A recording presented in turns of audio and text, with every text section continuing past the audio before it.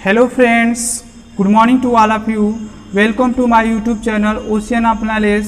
Today we are going to explain about the poetry of class 10th according to UP board syllabus. Okay, the first lesson of poetry of class 10th is the fountain. The title of this lesson, the title of this poem is The Fountain means Fawara.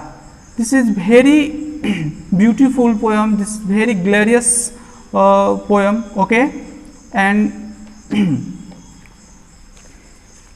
the poem is very inspiring, and this is the genius work of James Russell Lowell. Okay, now we are going to explain this poem line by line, and first of all we are going to explain about author James Russell Lowell. Okay, James Russell Lowell was born in 1819 and died in 1891. Okay, and was a famous writer in the world. James Russell Lowell was a famous writer in the world. संसार के एक प्रसिद्ध writer है, एक प्रसिद्ध कवि हैं. ठीक है, जेम्स रसेल लॉवेल. ठीक है, he wrote a year of life and poems. कह रहा है कि he wrote a year of life and poems. ये कुछ उनके वर्क हैं. ठीक है, poetry is full of nature. His early poetry, his early जो पोइट्री है, उनकी जो प्रारंभिक कविता है, फुल ऑफ नेचर में प्राकृतिक से भरा हुआ है. यानी कि उनका जो पोइट्री का जो थीम होता है, ठीक है, वह नेचर होता है.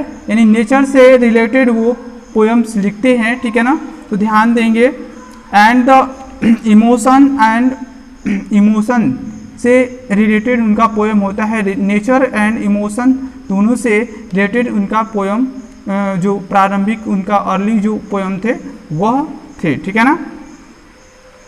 But other poem are full of patriotism and love for democracy. लेकिन कुछ कविताएं उनकी ऐसी भी है जो कि फुल ऑफ पैट्रियोटिज्म, ठीक है, देशभक्तिमय है. ठीक है ना, देशभक्ति से परिपूर्ण है. एंड लव फॉर डेमोक्रेसी मैंने और लोकतंत्र के प्रति उनके प्रेम को भी दर्शाती हैं. ठीक है ना.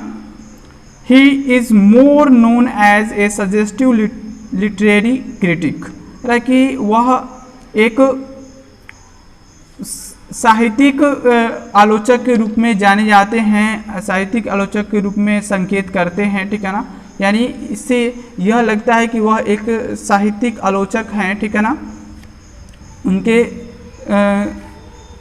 जो लेखनी है वह साहित्यिक आलोचक के रूप में उन्हें संकेत करती है, इशारा करती हैं. ठीक है ना. आगे देखते हैं. And as a lecture on English poetry, जैसा कि उन्होंने लेक्चर इंग्लिश पोइट्री पर उन्होंने दिया है, इससे यह ज्ञात होता है कि वह साहित्यिक लिटरेचर, साहित्यिक क्रिटिक के रूप में जाने गए. ठीक है ना, या उनकी तरफ ये इशारा करता है. ठीक है ना, इनकी कविताएं. ठीक है. अब इसके बाद देखेंगे central idea of the poem. ठीक है, इस पोएम का सेंट्रल आइडिया देखते हैं. सेंट्रल आइडिया क्या है? The fountain is a very inspiring poem. Fountain क्या है? वेरी इंस्पायरिंग पोएम है. बहुत ही इंस्पायरिंग माने महत्वाकांक्षी ये कविता है. ठीक है ना, जेम्स रसेल लॉवेल की. The poet describe the fountain is in three different aspects. कह रहा है कि लेखक के या कवि के यह तीन फाउंटेन जो है कविता, वह तीन पहलुओं को, अलग अलग पहलुओं को क्या करती है? एक्सप्रेस करती हैं. ठीक है ना, या डिस्क्राइब करती हैं, व्याख्या करती हैं उसका. ठीक है ना. in the sunshine it is bright and upward leaping and glittering।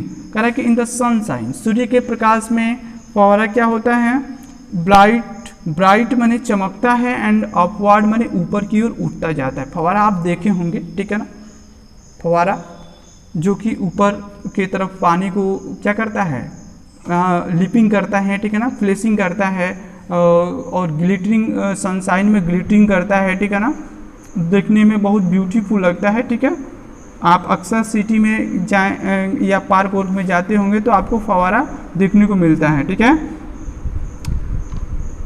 आगे देखते हैं इसमें उन्होंने क्या कहा है इस पोइट्री के माध्यम से। कह रहा है कि फव्वारा हमेशा ऊपर की ओर लिपिंग में उछलता रहता है, एंड ग्लिटरिंग में चमकता रहता है, सनशाइन में, सूर्य के प्रकाश में। In the moon light it appears snowy white. कह रहा है कि और मून लाइट माने चंद्रमा के प्रकाश में, चांद के प्रकाश में यह स्नोवी माने बर्फ के जैसा, बर्फ के समान सफ़ेद दिखाई देता है, उजला दिखाई देता है। And Suez rhythmically like flowers, और फूलों की तरह क्या करता है, बिल्कुल लयबद्ध तरीके से वह लहरता है, ठीक है ना, झूमता है, ठीक है ना, जैसे फूल हवाओं के झोंकों से, वाइंड के झोंकों से लहरते हैं, ठीक है ना, झूमते हैं, उसी तरह ये फव्वारा जी है भी क्या होता है, रसिंग करता हुआ दिखाई देता है, ठीक है ना। व्हेन द विंड्स रसेस, जब हवाएं तेज़ी से भागती है, तेज़ी से चलती हैं, तो यह ऊपर की तरफ लहरता है, ठीक है ना, और झूमता हुआ प्रतीत होता है, रिदमिकली मैंने लयबद्ध तरीके से, ठीक है। Under the star light it rises and falls like spray, और कह रहा है कि अंडर द स्टार लाइट मैंने तारों के प्रकाश में ये कैसा लगता है, तो तारों के प्रकाश में राइजेज मैंने ऊपर उठता है, ठीक है ना, एंड फॉल्स मैंने नीचे गिरता है, लाइक स्प्रे मैंने फुहारे की तरह ऊपर गिरता है, और ऊपर उठता है और नीचे गिरता हुआ प्रतीत होता है या गिरता है, ठीक है ना। तो ये है फुहारे की सुंदरता, ठीक है ना। आगे इसमें पोएट ने क्या लिखा है, all the time it is cheerful and lively. कह रहा है कि ऑल द टाइम इस हर समय, हर क्षण वो प्रसन्नचित नज़र आता है, ठीक है ना, प्रफुल्लित नज़र आता है, एंड लाइवली सजीव की तरह, ठीक है ना, सजीव प्राणी की तरह देखने में प्रतीत होता है। All time it seems to be aspiring higher and higher, और हर समय ऐसा लगता है कि उसे ऊपर उठने का क्या है, ऊपर उठने का महत्वाकांक्षी है, वो हायर से हायर मैंने ऊंचा से ऊपर यानी कि पहुंचना चाहता है, जाना चाहता है, ठीक है ना। यानी ऐसा लगता है कि वो आकाश की तरफ बढ़ता जाता है, आकाश को छूना चाहता है। The poet wishes to learn this quality of freshness. कहता है कभी रिक्वेस्ट करता है या चाहत करता है, इच्छा व्यक्त करता है कि मैं भी क्या करूं, उसके फ्रेशनेस को ग्रहण करूं, मैं उसके फ्रेशनेस को की जो क्वालिटी है उसको मैं क्या करूं, लर्न करूं, सीखूं। चेंज फिटनेस, जो उसके फिटनेस हैं, ठीक है ना, जो हमेशा परिवर्तित होते रहते हैं, उनको मैं सीखूं। उसकी कॉन्स्टेंसी, जो स्थिरता है, एस्पायरिंग फ्रॉम द फाउंटेन, ये सारी बातें, महत्वाकांक्षी चीज़ें मैं क्या करूं, फाउंटेन से सीखूं, फव्वारे से सीखूं। यह लेखक राइटर का विश है, ठीक है ना, राइटर अपना विश यहाँ पे एक्सप्रेस करता है, ठीक है ना। अब यहाँ से हम poem line by line read out करने वाले हैं, ठीक है ना। We are going to read out the poem line by line, okay, stanza by stanza, and please try to understand everything what I am going to teach you, okay, what I am going to explain about the poem, okay. So let's start now. Into the sunshine full of the light, leaping and flashing from morn till night, like into the sunshine full of the light, leaping and flashing from morn till night। कह रहा है कि into the sunshine में सूर्य के प्रकाश में, full of the light में फुहारा प्रकाश से जगमगाता हुआ प्रतीत होता है, लिपिंग में उछलता रहता है, फ्लैशिंग में चमकता रहता है, फ्रॉम मॉर्निंग टिल नाइट माने सुबह से लेकर के रात तक, सुबह से लेकर के रात तक क्या होता है, उछलता रहता है, चमकता रहता है, ठीक है, सुबह से लेकर के रात तक और प्रकाश से जगमगाता रहता है। यह पहले स्टेंजा का एक्सप्लेनेशन है, ठीक है। अब देखते हैं नेक्स्ट एक्सटेंजा देखते हैं।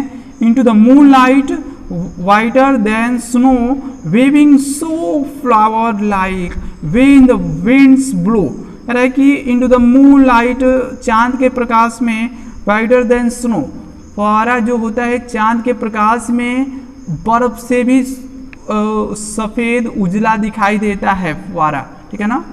लेखक फुहारे के विषय में जेम्स रसेल लवेल क्या कहते हैं कि चांद के प्रकाश में बहुत ही सुंदर दिखाई देता है, सफ़ेद दिखाई देता है, बिल्कुल बर्फ के समान। तो यहाँ पे सिमली जो ये फिगर ऑफ स्पीच होता है वहाँ यहाँ पे यूज़ किया गया है, ठीक है ना।